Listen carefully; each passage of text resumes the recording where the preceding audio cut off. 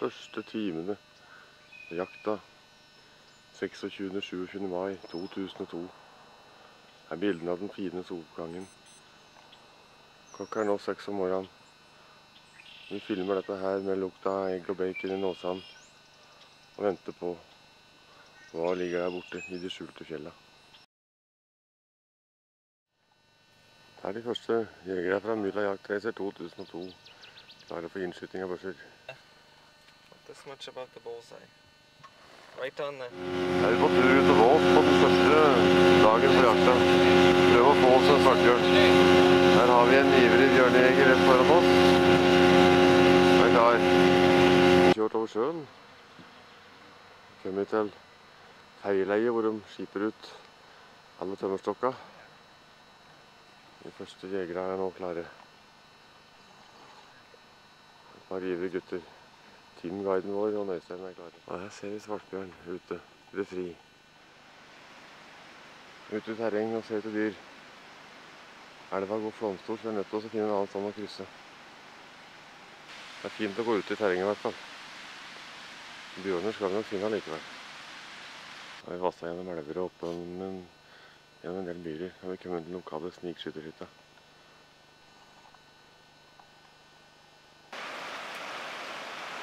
Det er ikke alltid like lett å krysse elven her. Her bruker vi tømmerstokker og det som er, for å komme over. Turen hjem for å se etter flere dyr.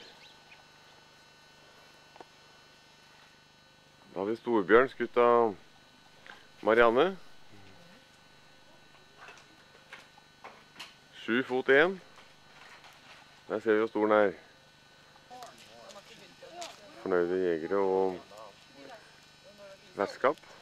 Da er det fest på stranda for bjørn til Marianne. Bak det her har akkurat jaget unge opp i busket. 3 små fine bjørnunger.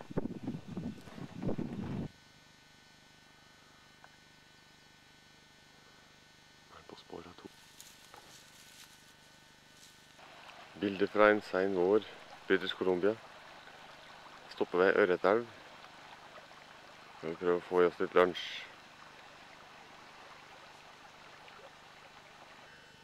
Her kan de se store flater, masse tømmer som tas ut.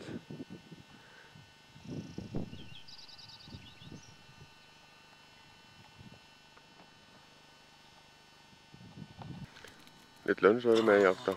Da gjør vi en liten bålvarme og får i oss litt mat.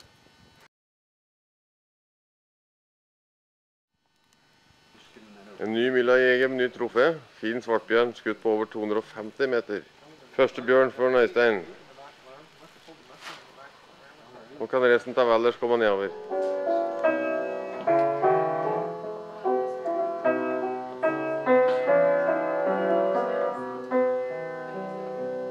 Skauen tar av hyttene som en Stuart har innpå her sånn. Vi stopper her, faktisk begge jaktlagene våre, og så skal vi ta lunsj. Den amerikanske rypa.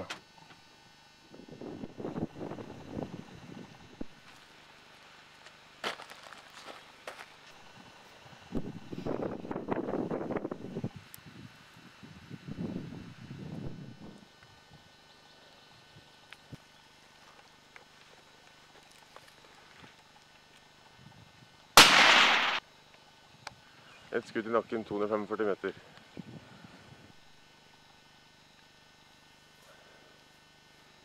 Ja, her er første bjørn til Morten i år. Han skjøt en i fjor også. En brun en, derfor vil han ha en svart en i år. Det er bilder med unger som går og gresser i. Er du fornøyd med nummer 2, Øystein? Ja, den er meget bra.